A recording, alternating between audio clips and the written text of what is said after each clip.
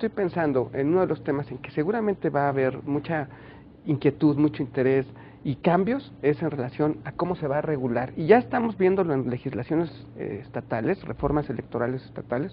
Por ejemplo, ahorita apenas en Zacatecas acaban de aprobar una reforma electoral en donde solo la autoridad electoral tiene la capacidad de contratar el tiempo de publicidad, ¿no?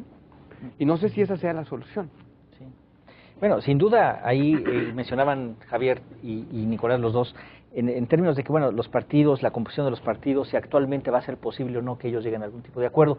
Y a veces se nos olvida, y yo me pongo del lado de los ciudadanos, digamos, que, bueno, nosotros no vemos que haya rendición de cuentas por parte de los partidos. Recientemente una persona me decía, bueno, está muy bien que hicieron este análisis de las propuestas, de las coincidencias, pero ¿quién garantiza o cómo se puede garantizar que aquello que prometió el candidato que después fue electo y es ahora presidente electo va a cumplir sus promesas de campaña, ¿no? O sea, ¿qué tipo de reglas hay ahí? Digo, pues no hay ninguna. O sea, no hay, que yo sepa, no hay nada. Simplemente es no votar por él otra vez, pero como no hay reelección, pues ¿de qué nos sirve? Claro. Y el ciudadano está como muy ajeno a todo esto. Claro.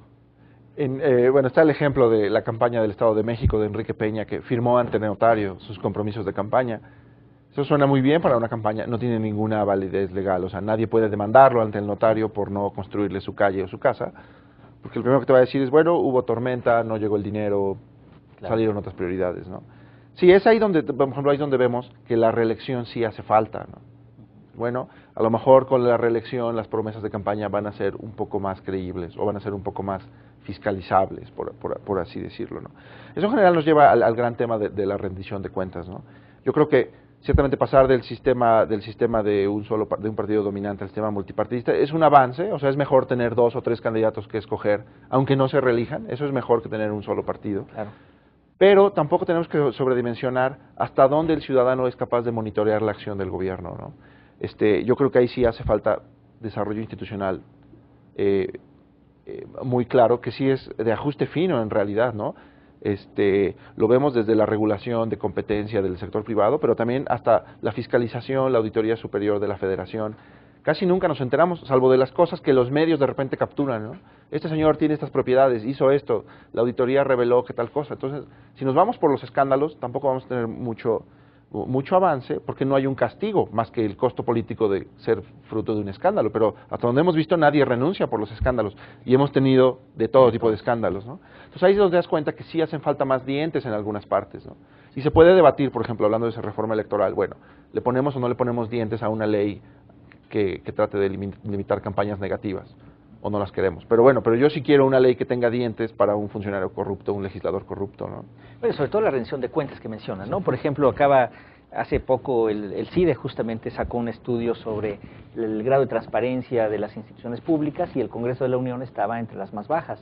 Y sabemos también por el sistema de información que también desarrolló el CIDE en términos de información hacendaria, en donde efectivamente pues hay, si no estoy mal, ustedes son los expertos, pero 3 unidades responsables en el Congreso de la Unión y por lo tanto la propia fiscalización ahí es prácticamente imposible, nadie es responsable de nada. Entonces, y ahí los partidos, ¿qué van a hacer? ¿Se van a autorregular? ¿Están dispuestos a hacer algo al respecto o tenemos nosotros como sociedad civil que estar empujando? No, bueno, yo creo que ahí ese es uno de los grandes problemas, es decir, los partidos actualmente se autorregulan, es decir, ellos son juez y parte en lo que tiene que ver con su desempeño, el uso de los recursos públicos que reciben, en fin. Creo que esa es una de las reformas en donde habría consenso.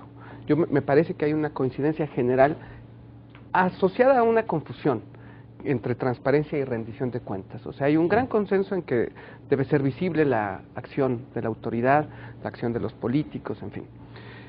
Pero de ahí a rendir cuentas ya es otra cosa. A la idea de rendición creo que hay como que un paso que no hemos dado. Y que yo creo que eso es lo que le interesa al ciudadano y le debe interesar a los partidos, le debe interesar a los que estudiamos la política, porque es diseñar instituciones, es decir, darnos órganos gubernamentales que nos permitan saber si el político que ofrece desarrollar un programa y ese programa implica, vamos a pensar, construir X cantidad de obra pública, bueno, no solo monitorear que el dinero se utilice honestamente, de forma adecuada, sino tener indicadores del desempeño, del logro y asociar esos indicadores Es decir, darle valor a esos indicadores para sanciones administrativas en caso de incumplimiento. Entonces, tal vez la única forma que tenemos, a propósito de tu pregunta de hace un momento, para lograr que el político que ofrece algo en campaña nos cumpla, sea como ciudadanos, en lo inmediato, el voto. Pero yo creo que en el funcionamiento institucional de un régimen saludable es la generación de organismos y de leyes que hagan que no solo se vea que el dinero se administre honestamente, que eso ya sería bastante, sino también de forma eficiente. No, es un tema que seguramente va a... que tenemos que ahondar en él porque sí tiene la mayor importancia. Efectivamente no se trata solamente de brindarnos, vamos, que ellos hagan su tarea, sino que tengamos las instituciones, los instrumentos adecuados para poder salir adelante. Bueno, vamos a un corte y regresamos con esta mesa sobre política interior en cuanto a las coincidencias de las propuestas de los candidatos a la presidencia. Todos sabemos que los presidentes municipales y los diputados tienen un periodo de 3 años para realizar sus labores y después tienen que abandonar el cargo. En el caso de los presidentes municipales, esta restricción pues no les permite emprender proyectos que tengan un periodo de maduración relativamente largo, tienen que hacer cosas que puedan salir en ese tiempo. Y es un tiempo que en la práctica es menor a los 3 años porque entre que detectan el problema, diseñan la solución y la ponen en práctica, el tiempo que transcurre es mucho, insuficiente el periodo que tienen, ¿no? Entonces, permitir la reelección les permitiría operar con un horizonte temporal más largo.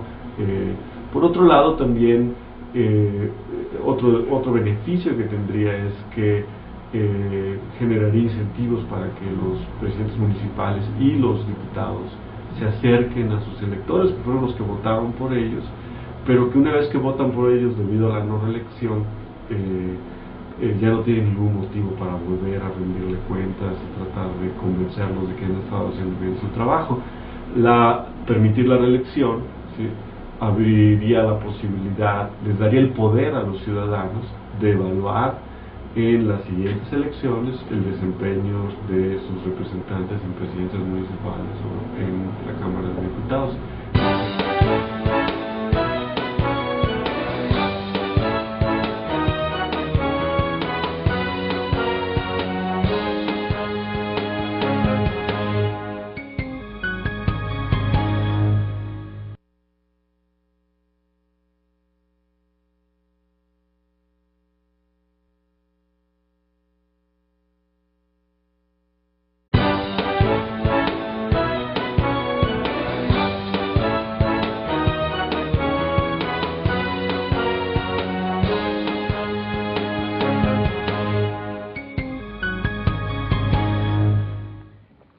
Continuamos con ustedes aquí en CEI en Contexto. Muchas gracias por seguir con nosotros. Javier, entre los temas que quedaron como coincidentes también las propuestas, y tiene que ver con la reforma electoral, está la parte de los calendarios electorales, que alguien que no está metido en el gremio de ustedes, pues le parecería quizás, no sé si es muy relevante o no. ¿Cuál es la importancia que esto puede tener? Bueno, simplemente el problema que generan los calendarios electorales es que en México, bueno, tenemos una elección federal cada 3 años y claramente vemos cómo los actores políticos, los partidos, los suspirantes, tratan de alinear sus estrategias en torno a la elección federal. Bueno, a lo mejor no parece tan malo, pero también resulta que las entidades del país tienen un calendario muy casi aleatorio, ¿no? Cada año hay elecciones en 3 o 4 estados en promedio.